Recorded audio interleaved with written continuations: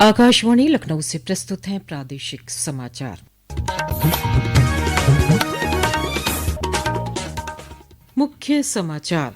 मुख्यमंत्री योगी आदित्यनाथ ने software technology parks of India के गोरखपुर सेंटर का किया उद्घाटन।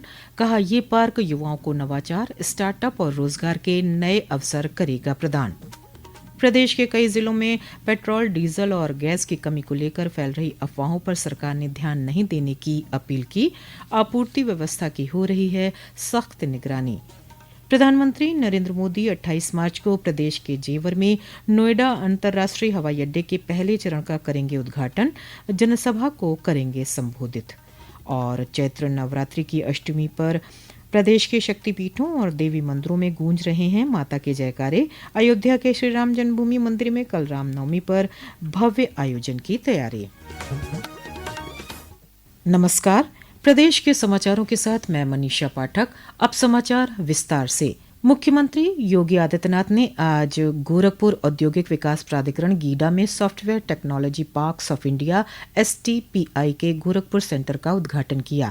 इस अवसर पर उन्होंने कहा कि यह टेक्नोलॉजी पार्क युवाओं को नवाचार, स्टार्टअप और रोजगार के नए अवसरों से जोड़ने वाला सशक्त मंच सिद्ध होगा तथा प्रदेश को डिजिटल विकास और टेक्नोलॉजी आधारित अर्थव्यवस्था की दिशा में नई गति प्रदान करेगा। यहाँ के युवाओं के सपनों को एक नई उड़ान देने के लिए देश के यशस्वी प्रधानमंत्री नरेंद्र मोदी जी ने जिस सॉफ्ट स्किल को एक नई प्लेटफॉर्म उपलब्ध करवाया है, उस प्लेटफॉर्म की एक महत्वपूर्ण कड़ी है ये सॉफ्टवेयर टेक्नोलॉजी पार्क। और देश और दुनिया में जहां कहीं भी इस सॉफ्टवेयर की टेक्नोलॉजी आज अपनी धमक दिखा रही है, उसके पीछे यही मॉडल सब जगह सफल हुई है। मुख्यमंत्री ने कहा कि 15 अप्रैल को गोरखपुर में पूर्वी उत्तर प्रदेश के पहले सेंटर ऑफ एक्सीलेंस का शुभारंभ भी हो जाएगा। ये centre of excellence Maharana Pratap institute of technology में बना है। पश्चिम एशिया में जारी संघर्ष का जिक्र करते हुए मुख्यमंत्री ने कहा कि युद्ध लंबा खिंचा तो हर व्यक्ति प्रभावित होगा। हमें मानसिक रूप से इसके लिए तैयार रहना होगा। उन्होंने लोगों से अफवाहों पर ध्यान नहीं देने की अपील की। अफवाहों पे ध्यान नहीं देना होगा। जब आपत्ति आती है, कोई चुनौती आती है, चुनौती का मुकाबला करने के लिए व्यक्ति को सरकार के साथ मिलकर के कदम से कदम मिलाकर के चलने के लिए अपने आप को तैयार करना होगा। यही सच्ची राष्ट्रभक्ति होती है। पश्चिम एशिया में जारी संघर्ष के बीच प्रदेश के कई जिलों में पेट्रोल, डीजल और गैस की कमी को लेकर फैल रही अफवाहों पर नियंत्रण के लिए सरकार सख्त हो गई है। लखनऊ, गोरखपुर, वाराणसी, प्रयागराज, चित्रकूट और बस्ती सहित विभिन्न जिलों में आज पेट्रोल पंपों पर लोगों की लंबी कतारें देखी गईं। कई स्थानों पर पुलिस को आकर स्थिति संभालनी पड़ी। सुल्तानपुर में जिलाधिकारी कुमार हर्ष के निर्देश पर जिला आपूर्ति अधिकारी ने कई पेट्रोल पंपों और गैस एजेंसियों पर छापेमारी कर ईंधन स्टॉक और आपूर्ति व्यवस्था की जांच की। अधिकारियों ने स्पष्ट किया कि जिलों में पेट्रोल, डीजल और घरेलू गैस की कोई कमी नहीं है, पर्याप्त स्टॉक उपलब्ध है। जिला आपूर्ति अधिकारी ने लोगों से अपील की कि वे अफवाहों पर ध्यान न दें और घबराकर ईंधन की खरीदारी न करें। किसी भी समस्या पर कंट्रोल रूम के नंबर पर संपर्क किया जा सकता है। प्रधानमंत्री नरेंद्र मोदी 28 मार्च को प्रदेश के जेवर में नोएडा अंतर्राष्ट्रीय हवाई अड्डे के पहले चरण का उद्घाटन करेंगे। इसे लगभग 11,200 करोड़ रुपए की लागत से विकसित किया गया है। इस अवसर पर प्रधानमंत्री जनसभा संबोधित करेंगे। उनके आगमन के मद्देनजर सुरक्षा व्यवस्था के विशेष इंतजाम किए जा रहे हैं। एक रिपोर्ट। नोएडा अंतर्राष्ट्रीय हवाई अड्डा भारत की सबसे बड़ी ग्रीनफील्ड हवाई अड्डा परियोजनाओं में से एक है। इस हवाई अड्डे का उद्घाटन भारत के वैश्विक विमानन केंद्र बनने की दिशा में एक महत्वपूर्ण कदम है। यह हवाई अड्डा उन्नत कार्गो प्रणाली से सुसज्जित है। इससे प्रति वर्ष 2.5 लाख मीट्रिक टन माल की ढुलाई की जा सकेगी, जिसे लगभग 18 लाख मीट्रिक टन तक बढ़ाया जा सकता है। यह हवाई अड्डा अंतर्राष्ट्रीय राजधानी क्षेत्र के लिए एक महत्वपूर्ण अंतर्राष्ट्रीय प्रवेश द्वार के रूप में कार्य करेगा। क्षेत्रीय और वैश्विक कनेक्टिविटी को नई ऊंचाइयों तक ले जाएगा। तकनीकी दृष्टि से भी यह हवाई अड्डा अत्याधुनिक सुविधाओं से लैस है। विशाल दुबे, आकाशवाणी समाचार, गौतम बुद्ध नगर। वित्त मंत्री सुरेश खन्ना ने बताया कि पिछले 9 वर्षों में वाराणसी में आर्थिक, सामाजिक और भौतिक ढांचे में व्यापक बदलाव हुए हैं। श्री खन्ना ने वाराणसी में आयोजित पत्रकार वार्ता में कहा कि 35,000 करोड़ रुपए से अधिक की लागत वाली परियोजनाएं पूरी हो गई हैं, जबकि कई अन्य बड़ी परियोजनाएं निर्माणाधीन हैं। उन्होंने बताया कि स्मार्ट सिटी के तहत integrated command and control centre, 720 स्थानों पर सर्विलांस कैमरे, शॉपिंग और पार्किंग सुविधाएं विकसित की गई, जबकि स्वास्थ्य के क्षेत्र में 1800 करोड़ रुपए की 43 परियोजनाएं पूरी हुई, जिनमें कैंसर इंस्टीट्यूट और सुपर स्पेशलिटी अस्पताल भी शामिल हैं। इससे पहले एक अन्य कार्यक्रम में मंत्री सुरेश खन्ना ने विभिन्न योजनाओं के लाभार्थियों को लाभान्वित किया। लोग बनारस को एक मॉडल शहर के रूप में देखने आते। जिस दिन से मोदी जी आए 53,000 करोड़ रुपए की परियोजना, जिसमें से बड़े पैमाने पर योजनाएं पूर्ण हो चुकी हैं। लोगों को उसका आनंद मिल रहा है, लोग उसको उपभोग कर रहे हैं, लोग उससे लाभान्वित हो रहे हैं।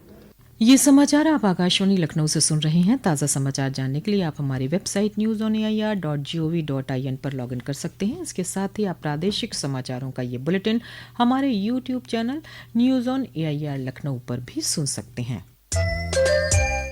नगर विकास एवं ऊर्जा मंत्री A.K. शर्मा ने भदोही में प्रदेश सरकार के 9 वर्ष पूरा होने पर आयोजित कार्यक्रम में कहा कि 2047 तक विकसित भारत के निर्माण के लिए जन भागीदारी आवश्यक है और प्रत्येक व्यक्ति का संकल्प ही देश की प्रगति का आधार बनेगा।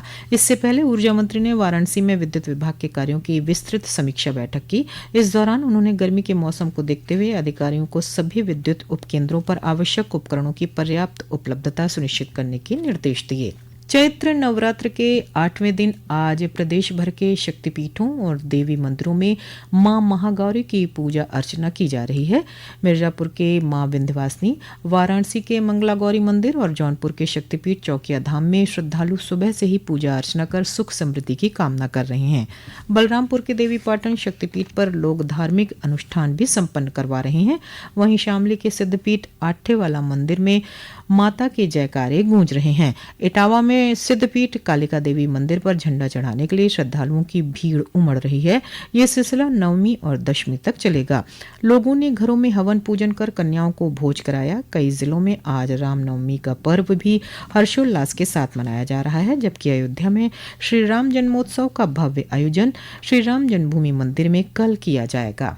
अयोध्या में रामनवमी के पावन अवसर पर श्री राम जन्मभूमि मंदिर में भव्य आयोजन की तैयारियां पूरी कर ली गई हैं। आज परकोटे में स्थित भगवान सूर्य देव के मंदिर के शिखर पर विधि विधान के अनुसार ध्वजारोहण किया गया। मंदिर प्रशासन के अनुसार रामनवमी पर मंदिर पूरे दिन श्रद्धालुओं के लिए खुला रहेगा। श्री राम जन्मोत्सव पर सूर्य तिलक का विशेष कार्यक्रम भी आयोजित किया जाएगा, जिसे लेकर श्रद्धालुओं में खासा उत्साह देखा जा रहा है।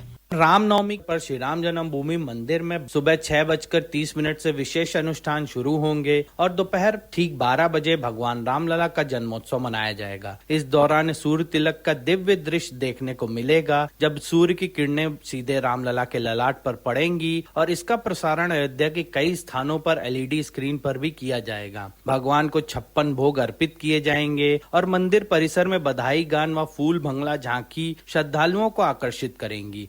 श्रद्धालुओं की सुविधा के लिए विशेष इंतजाम किए गए हैं और शाम होते ही पूरा मंदिर परिसर भव्य रोशनी से जगमगा उठेगा। तन्मय सोनी, आकाशवाणी समाचार, अयोध्या। उन्नाव, इटावा, देवरिया, जौनपुर और भदोही सहित कई जिलों में मिशन शक्ति के 5वें चरण के तहत आज रन फॉर एम्पावरमेंट जागरूकता दौड़ का आयोजन किया गया, जिसमें बड़ी संख्या में महिला पुलिस कर्मियों और स्कूली बच्चों के साथ लोगों ने भाग लिया। अभियान के तहत महिलाओं को सुरक्षा, सम्मान और स्वावलंबन के प्रति जागरूक किया गया। साथ ही हेल्पलाइन नंबरों की जानकारी भी दी गई। वहीं अमरोहा और बस्ती जिलों में अभियान के तहत महिलाओं को जागरूक करने के साथ विभिन्न जन कल्याणकारी योजनाओं की जानकारी भी दी गई। अंत में मुख्य समाचार एक बार फिर। मुख्यमंत्री योगी आदित्यनाथ ने software technology parks of India के गोरखपुर सेंटर का किया उद्घाटन। कहा, ये पार्क युवाओं को नवाचार, स्टार्टअप और रोजगार के नए अवसर करेगा प्रदान। प्रदेश के कई जिलों में पेट्रोल, डीजल और गैस की कमी को लेकर फैल रही अफवाहों पर सरकार ने ध्यान नहीं देने की अपील की। आपूर्ति व्यवस्था की हो रही है सख्त निगरानी। प्रधानमंत्री नरेंद्र मोदी 28 मार्च को प्रदेश के जेवर में नोएडा अंतर्राष्ट्रीय हवाई अड्डे के पहले चरण का करेंगे उद्घाटन, जनसभा को करेंगे संबोधित। और चैत्र नवरात्रि की अष्टमी पर प्रदेश के शक्तिपीठों और देवी मंदिरों में गूंज रहे हैं माता के जयकारे। अयोध्या के श्री राम जन्मभूमि मंदिर में कल रामनवमी पर भव्य आयोजन की तैयारी। इसी के साथ प्रादेशिक समाचारों का ये बुलेटिन समाप्त हुआ। अगला बुलेटिन रात 8 बजे FM पर प्रसारित किया जाएगा। नमस्कार।